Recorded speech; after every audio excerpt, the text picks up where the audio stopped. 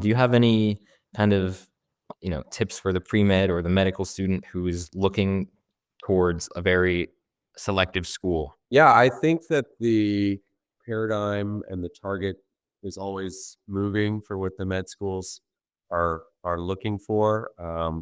I don't work as much with medical students. Sometimes we do have people who come shadow with us, or I have some residents or fellows that we sometimes work with at Cedar Sinai. But I think the main kind of meat and potatoes of what your application always consists of is going to be, how you do in your testing, your grades, and your research background. Some extracurriculars I think are important. And a lot of it is also who you know. Do you have a great mentor that can stand up for you and say, this person is tested, they've really done well, and I know that they're going to be someone who flourishes in your institution.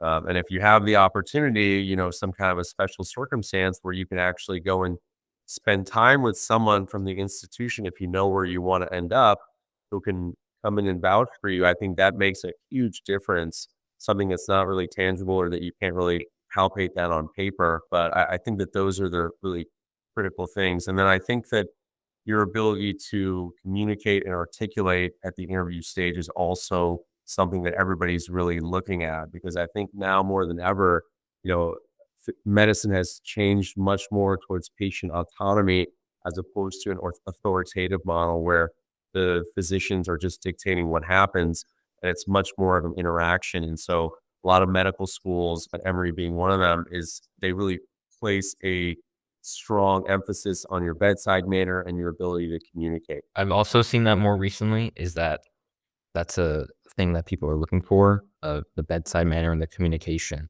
Because if like these new requirements, I'm not sure if you know, but like Preview and Casper, it's all about like how do you talk to someone who is a patient? So let's talk about mentorship again that you were mentioning.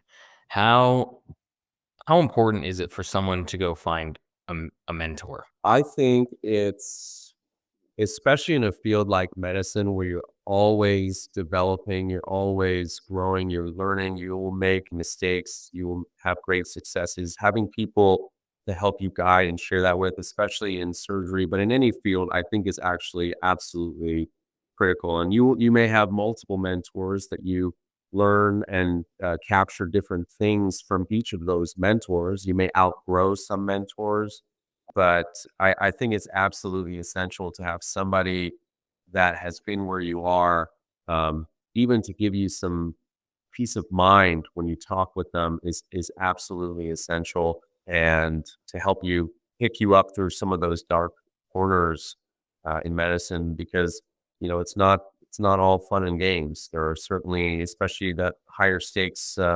surgical fields, you're playing a little bit with fire sometimes. And if you get burned, it's nice to have somebody there who you can talk to who's been there and point you in the right direction.